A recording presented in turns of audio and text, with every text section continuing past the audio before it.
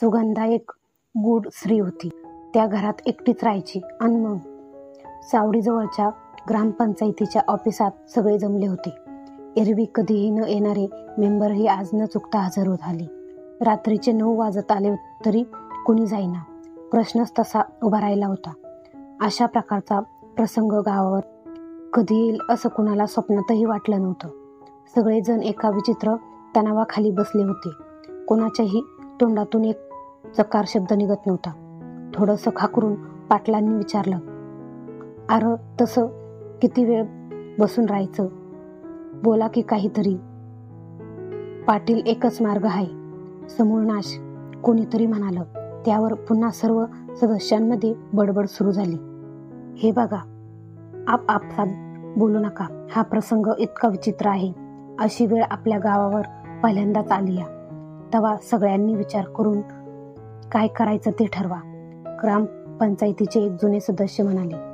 "बरं, दुसरा पर्याय आहे का आपल्यासमोर?" पाटलांनी विचारलं. तेव्हा कोणीच काही बोलेना. "ठीक आहे, मग कोण करेल हे काम?" त्यांनी विचारल्यावर लोक एकमेकांकडे बघू लागले. कोणीच पुढं येईना. तितक्यात खांद्यावर घोंगडी घेतलेला रघुजी रामोशी पुढं आला आणि म्हणाला, "पाटील, मी करतो हे काम, पण दाम बी तसंच मिळायला पाहिजे." "दाम तू मागशील ते काय मंडळी?" पाटील म्हणाले. त्यावर सगळ्यांनी त्यांना दुजोरा दिला आणि सुटकेचा निश्वास टाकला. पाटलांनी रघुजीची पाठ थोपटली. "जा, काम फत्ते करून या." रघुजी आणि त्याचे साथीदार कामाला निघाले. सुगंधा चेहरा पाटलांच्या डोळ्यासमोर आला. आज गावकऱ्यांच्या आणि सगळ्या गावाच्या हितासाठी सुगंधाचा मुर्दा पडणार होता. वरच्या आळीत कोपऱ्यावर एका पडक्या वाड्यात 4 खानाच्या पडविवाचा घरात सुगंधा राहत होती. मध्यम वयाची, सावळीशी, कपाळावर बंद्या रुपया एवढा कुंकू लावलेली सुगंधा त्या घरात एकटीच राहायची. मूलबाळ नव्हतं आणि तिचा नवरा काही वर्षापूर्वी अचानक बेपत्ता झाला होता. गावच्या पाटलांना सांगून चौकीवर नवरा हरवल्याची तक्रारही नोंदवली होती, पण त्याचा फार काही उपयोग झाला नाही. आता तिचं या जगात कोणीच उरलं नव्हतं. अगदी मितभाषी, आपण भलं आणि आपलं काम भलं. इतर बायका दुपारची कामं झाली की एकमेकींच्या घरी जाऊन गप्पा टप्पा मारायच्या, पण सुगंधा मात्र कुणाकडेच जात नसे. शेजारी पाजारी संबंधही अगदी मोजकेच, गरजेपुरते. सुगंधा कुणाच्या अध्यात्नामध्यात दिवस दिवस ती कुणाच्या नजरेलाही पडायची नाही. एखादी अडगळीत पडलेली निर्जीव वस्तू जशी असते तसं तिच्या आयुष्य झालं होतं. तिच्या अशा समाजापासून अलिप्त राहण्यामुळे तिच्या भोवती एक प्रकारचं गुढतेच वलय निर्माण झालं होतं आणि त्यावर शिक्कामोर्तब झालं ते त्या बेंदुराच्या सणाच्या दिवशी. त्या दिवशी गावात बेंदुराचा सण होता. गावकऱ्यांनी आपापले बैल झूल वगैरे टाकून शिंगांना रंगकाम आणि गोंडे लावून सजवले होते. सर्वत्र चैतन्याचं आणि उत्साहाचं वातावरण होतं. आता थोड्याच वेळात मिरवणूक निघणार होती. ढोल ताशे वाजायला लागले. सर्व ग्रामस्थ आपापले बैल घेऊन रांगेने उभे राहिले. कोणीतरी फटाक्यांची मोठी लढ लावली आणि पहिल्या रांगेतले 2 बैल विथरले. इतके की ते उधळले. मालकाच्या हातातलं दावं निसटलं आणि ते सैरावैरा धावत सुटले. सगळीकडे एकच गोंधळ उडाला. जो तो आपापला जीव मुठीत धरून पळू लागला, पण एक लहान मुलगा नेमका भर रस्त्यात उभा होता. उधळलेले बैल त्याच्या रोखाने येत होते. एकदम गंभीर परिस्थिती निर्माण झाली. उधळलेले बैल आता कोणत्याही क्षणी त्या लहान मुलाला चिरडणार होते. लोक एकदम ओरडले. बायकांनी डोळे झाकून घेतले. त्या मुलाची आई तर चक्कर येऊन खालीच पडली. पण इतक्यात एक चमत्कार व्हावा तसं झालं. एक हात त्या मुलाच्या जवळ आला आणि त्या हाताने मुलाला मागे खेचले. मुलगा थोडक्यात बचावला आणि बैल उधळत पुढे निघून गेले. त्या मुलाला वाचवणारा हात सुगंधाचा होता. आता वरवर पाहता ही घटना साधी सरळ सोपी दिसते. वाचतानाही काही लक्षात येत नाही. पण हा प्रसंग प्रत्यक्ष बघणाऱ्या काही चाणाक्ष गावकऱ्यांच्या एक गोष्ट बरोबर ध्यानात आली होती.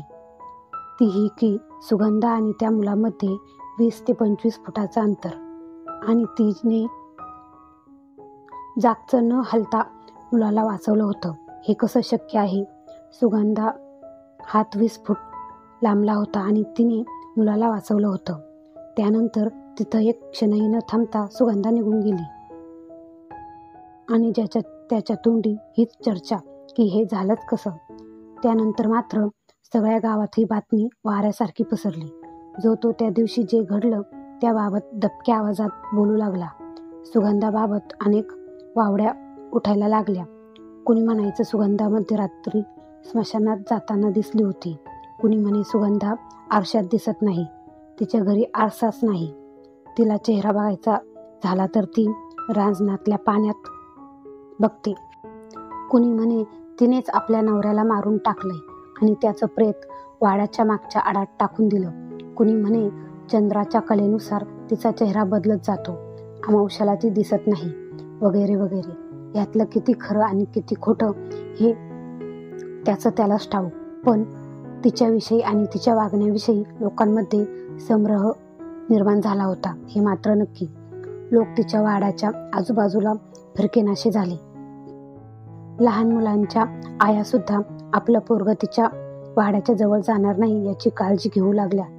दिवसेंदिवस तिच्याबद्दलच्या चित्रविचित्र गोष्टींमध्ये वाढच होत चालली होती. अमावस्या पौर्णिमेला रात्री लोक घराबाहेर पडेनाशे झाले. गावात एक विचित्र तणावाची परिस्थिती निर्माण झाली. यावर तोडगा काढण्यासाठीच आज ग्रामपंचायतीची मीटिंग घेण्यात आली होती. ही भुताटकी गावात नकोस असंच प्रत्येकाचं मत पडलं होतं. बरीच रात्र झाली तरी कामगिरीवर गेलेली मंडळी परत आली नव्हती. अरे किती वेळ झाला र, पाटलांनी न राहून विचारलं. 11:30 वाजलेत पाटील, आपले गडी अजून कसं येईनात? ग्रामपंचायतीचे सदस्य गावडेंनी विचारलं. तेच मला बी कळना, काय विपरीत तर झालं नसल? पाटलांनी शंका काढली. त्यावर सगळेच घाबरले. लोकांमध्ये चुळबुळ सुरू झाली. तसं काय व्हायचं नाही, आपलं काम फत्ते होईल, पाटलांनी सावरून घेतलं. पाटील एखाद्याला धाडता का वरच्या आळीला? काय चालू आहे ते तरी कळल. कोणीतरी शक्कल काढली. एक गप्पे, तिथं काम चालू असल त्यात कशाला अडथळा? जरा कळ काढा. परस्पर कोणीतरी त्याला झापून टाकलं. नको नको, थोडं थांबू. पाटलांनाही हे पटलं. ते बोलत असतानाच अंगावर घोंगडी घेतलेली 4 माणसं ग्रामपंचायतीमध्ये शिरली. त्यांना बघून पाटील जागचे उठले. तशी सगळीच बाकीची मंडळी उठून उभी राहिली. सर्वांच्या नजरेत एकच प्रश्न होता. त्यावर रघुजी म्हणाला, पाटील काम फत्ते. आणि सगळ्यांनी सुटकेचा निश्वास टाकला. पाटलांनी खुर्चीत अंग टाकलं. बाकीच्या लोकांनी देवाचे आभार मानले. त्यानंतर सगळी पांगापांग झाली. पाटील एकटेच त्यांच्या खुर्चीत बसून विचार करीत राहिले. आपण केलं ते योग्य की अयोग्य?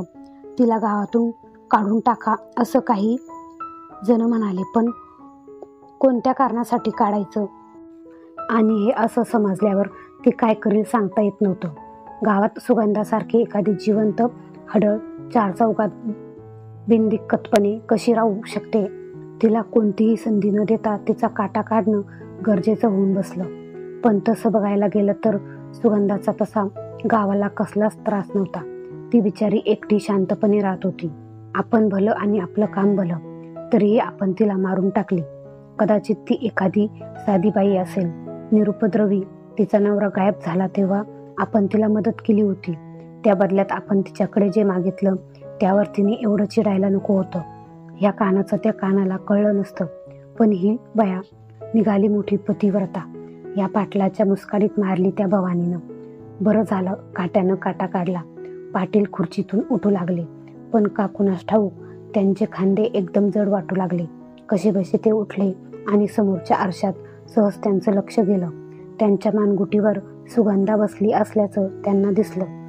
त्यांच्या छातीत जोरात कळ येऊन ते धाडकन खाली कोसळले. कहाणी आवडल्यास लाईक करा, चॅनलला सबस्क्राईब करा आणि कमेंट करायला अजिबात विसरू नका.